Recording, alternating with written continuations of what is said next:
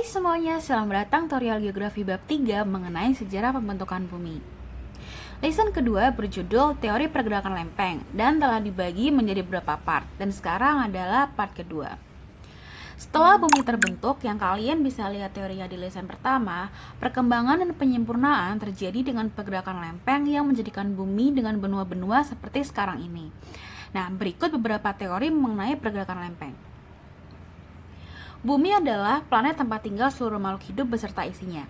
Kira-kira 250 juta tahun yang lalu, sebagian besar kerak di bumi merupakan satu massa daratan yang disebut sebagai Pangea. Kemudian, kira-kira 200 juta tahun yang lalu, Pangea terpecah menjadi dua benua besar, yaitu Laurasia, yang sekarang terdiri dari Amerika Utara, Eropa, sebagian Asia Tengah dan Asia Timur, dan juga Gondwana, yang terdiri dari Amerika Selatan, Afrika, India, Australia, dan beberapa bagian Asia lainnya. Nah, bagian-bagian dari dua benua ini kemudian terpecah-pecah, hanyut, dan bertumbukan dengan bagian lainnya, sehingga seperti benua-benua yang seperti sekarang ini. Ada beberapa teori untuk mengungkapkan kejadian tersebut. Ada 8 teori di sini. Untuk part kedua ini, saya akan menjelaskan mengenai paleomagnetism, convection current, seafold spreading, dan juga tektonik lempeng. Yang pertama adalah paleomagnetism. Selama Perang Dunia Kedua, geologis yang dipekerjakan oleh militer bernama Harry Hess dari Universitas Princeton mengemukakan penelitiannya tentang dasar laut. Tujuan penelitian ini untuk memahami topografi dasar laut, termasuk mengukur kedalaman dasar laut dari permukaan dan menemukan tempat persembunyian musuh-musuh di kapal selam. Tipe penelitian lainnya menggunakan magnetometer atau alat untuk mengukur benda-benda magnet yang diletakkan di belakang kapal untuk mendeteksi kapal selam. Penelitian ini juga menunjukkan adanya anomali magnetik di bawah laut dengan kemagnetan yang tinggi di punggung laut, kemudian kemagnetan yang rendah di sekitarnya. Penelitian ini menyatakan dua topografi penting, yaitu punggung samudera dan palung samudera. Harry juga menyatakan bahwa benua tidak bergerak sepanjang kerak samudera, tetapi benua dan kerak samudera bergerak bersama-sama. Jika kerak samudera yang baru dan litosfer terus-menerus terbentuk pada punggung lautan, maka samudera akan bertambah luas, kecuali jika ada sebuah mekanisme yang menghancurkan litosfer samudera.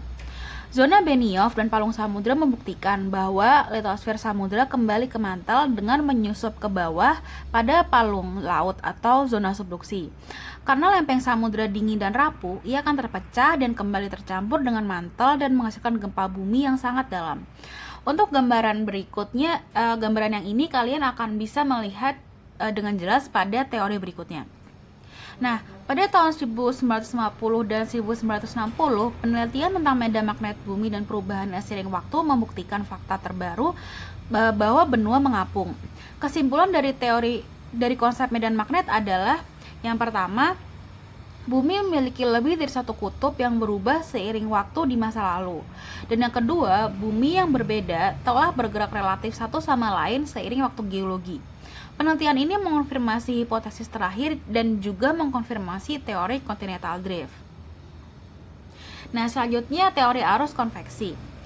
Perpecahan benua dan pergerakan lempeng disebabkan oleh adanya energi yang menggerakkannya. Energi tersebut berasal dari arus konveksi di dalam atmosfer bumi. Arus konveksi adalah perpindahan energi panas pada fluida yang disebabkan oleh peluruhan radioaktif, gradien geometris, karena adanya serangan benda asing, dan juga karena panas yang tersimpan pada saat pembentukan planet. Menurut teori konveksi yang dikemukakan oleh Arthur Holmes dan Harry Hess, yang dikembangkan lebih lanjut oleh Robert Diaz, dikemukakan bahwa di dalam bumi yang masih dalam keadaan panas dan berpijar, terjadilah arus konveksi ke arah lapisan lava sampai membentuk ke permukaan bumi di mid-ocean ridge atau punggung tengah samudera. Lava tersebut akan membeku dan membentuk lapisan bumi yang baru, sehingga menggeser dan menggantikan permukaan kulit bumi yang lebih tua. Bukti dari keberadaan teori ini yaitu terdapat di mid-ocean, seperti di Pacific Atlantic Ridge di permukaan bumi. Bukti lainnya didasarkan pada penelitian umur dasar laut yang membuktikan semakin jauh dari punggung tengah samudera, umur batuan semakin tua. Artinya, terdapat gerakan yang berasal dari mid-ocean ridge ke arah yang berlawanan yang disebabkan oleh arus konveksi dari lapisan di bawah permukaan bumi. Teori selanjutnya adalah teori seafloor spreading. Teori seafloor spreading ini merupakan teori yang berlawanan dari continental drift atau teori apung benua. Hasil dari teori seafloor spreading plus teori continental drift ini lahirlah teori tektonik lempeng yang kita kenal sekarang. Tetapi Hess menjelaskan bahwa di kerak bumi tersusun atas material yang panas yang memiliki massa jenis yang rendah. Seafloor spreading ini atau teori pemekaran samudra pertama kali dikemukakan oleh Harry Hess dalam tulisannya yang berjudul Essay in Geopatry Describing Evidence for Seafloor Spreading pada tahun 1960. Teori penjalaran dasar laut ini pada dasarnya menjelaskan sebab pecahnya benua karena adanya pergerakan atau aktivitas dalam inti bumi. Teori ini menganggap bahwa bagian bumi yang berada di dasar samudra mengalami pemekaran yang diakibatkan oleh gaya tarikan atau tensional force yang digerakkan oleh arus konveksi yang berada di dalam mantel bumi atau astenosfer. Akibat dari pemekaran yang terjadi ini, maka magma yang berasal dari astenosfer kemudian naik dan membeku. Kemudian dapat membentuk suatu rekahan. Bukti dari keberadaan teori ini ditemukannya rekahan yang memanjang di tengah Samudra Atlantik antara benua Amerika Utara dan benua Afrika. Bagian lempeng masuk ke zona subduksi, memiliki kemiringan sudut sekitar 445 derajat. Lempeng ini terus tenggelam ke dalam astenosfer. Lempeng ini akan terus tenggelam ke dalam astenosfer yang karena proses waktu berjuta-juta tahun disertai pemanasan yang kuat di dalamnya, bagian yang menekung ini lama-kelamaan akan pecah, hancur lebur, dan menjadi bagian ke dalam inti bumi kembali. Bagian astenosfer yang bergerak, retak, dan runtuh inilah yang merupakan wilayah paling labir, menjadi salah satu penyebab terjadinya gempa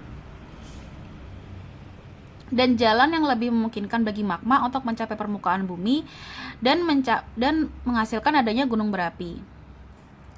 Teori Hess tentang pemekaran samudra mendapat dukungan dari mahasiswa tingkat sarjana di Inggris, Frederick J. Fine dan D.H. Matthew. Pendapat keduanya sebenarnya bukan hal yang baru. Fine dan Matthew berpendapat bahwa saat lava meluap dan memadat di retakan tengah samudra, lava basal mendapat perkutupan magnet sesuai dengan keadaan pada saat lava itu memadat. Penelitian tentang kemagnetan mendukung teori pemekaran dasar samudra. Nah, selanjutnya ada teori tektonik lempeng.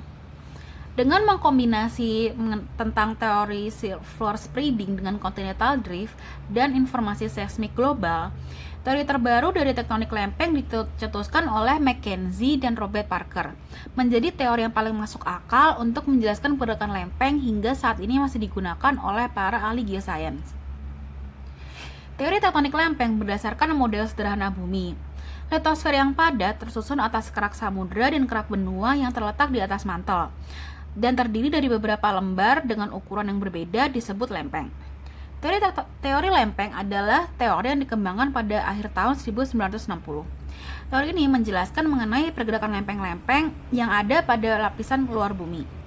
225 juta tahun yang lalu hanya terdapat satu benua disebut Pangea. Pangea terpecah menjadi sejumlah benua akibat panas yang terkumpul di bawah benua tersebut. Daerah di antara sejumlah benua tersebut dipenuhi oleh lautan. Benua-benua tersebut terus bergerak hingga mencapai posisi saat ini. Sampai saat ini, benua-benua tersebut masih terus bergerak. Lempeng tersusun dari kerak samudra dengan ketebalan 100 km dan 200 km ketebalan kerak benua dan mengapung di atas astenosfer. Lempeng benua dan samudra dapat melayang karena mereka adalah bagian dari lempeng besar yang mengapung dan bergerak horizontal pada bagian teratas astenosfer. Lempeng ini bersifat rigid atau padat dengan kemampuan elastis, tetapi deformasinya tampak sepanjang batas antar lempeng. Dan ada kalanya lempeng samudra yang menyusup kembali ke dalam mantel karena perbedaan ketebalan dan kepadatan. Juga peristiwa pelebaran lempeng akibat adanya arus konveksi. Peristiwa penyusupan maupun pelebaran ini menyebabkan adanya batas antara lempeng. Ada 3 jenis batas antara lempeng, yaitu ada lempeng divergen, lempeng konvergen, dan juga batas transform. Nah, kita akan mulai membahas satu persatu jenis lempeng. Yang pertama adalah batas divergen. Batas divergen atau konstruktif terjadi ketika dua lempeng bergerak menjauh satu sama lain. Ruang yang dihasilkan akan terisi oleh material kerak baru yang berasal dari magma cair yang terbentuk di bawahnya. Asal muasal batas ini pada pertemuan tiga lempeng biasa dihubungkan dengan fenomena hotspot. Berdasarkan fenomena ini, sel konveksi besar membawa sejumlah besar material atmosfer panas ke dekat permukaan, dan energi kinetik yang dihasilkan cukup untuk memecah litosfer. Batas selanjutnya adalah batas konvergen. Batas konvergen terjadi ketika dua lempeng bergerak ke arah satu sama lain dan membentuk zona subduksi. Zona subduksi akan terbentuk jika salah satu lempeng bergerak ke bawah satu sama lainnya. Atau juga terjadinya collision atau tabrakan benua jika lempeng mengandung kerak benua, seperti yang terjadi di Himalaya. Palung laut yang dalam biasanya berhubungan erat dengan zona-zona subduksi. Lempeng yang tersubduksi tersusun dari banyak mineral hidrat yang melepaskan air ketika dipanaskan, menyebabkan mantel meleleh dan menghasilkan aktivitas vulkanik. Batas yang terakhir adalah batas transform.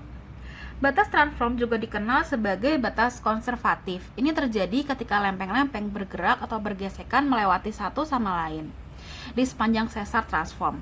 Pergerakan ini bisa terjadi secara sinistral atau dari sisi kiri ke arah pengamat atau dekstral, sisi kanan ke arah pengamat. Berdasarkan ilmuwan John Tuzo Wilson, lempeng-lempeng tidak dapat meluncur melewati satu sama lain karena adanya gesekan. Tekanan terkumpul di antara lempeng yang secara bertahap mencapai tingkat tertentu di atas batas ketegangan. Berdasarkan reologi batuan, ketegangan dapat akumulasi atau instan seketika. Gempa bumi adalah fenomena umum yang terjadi bersamaan dengan batas transform. Ini disebabkan oleh energi yang dilepaskan seketika. Nah, sampai saat ini, para ilmuwan belum dapat menemukan apa yang menggerakkan lempeng-lempeng tektonik, meski mereka sudah mempunyai banyak teori. Salah satu teori yang telah dibuat adalah konveksi di bawah mantel bumi mendorong lempeng-lempeng, mirip seperti udara yang dipanaskan naik ke atas dan membelok ke samping ketika mencapai langit-langit, seperti yang telah saya sebutkan di teori konveksi sebelumnya. Oke, sekian untuk penjelasan kali ini, and see you on the next lesson.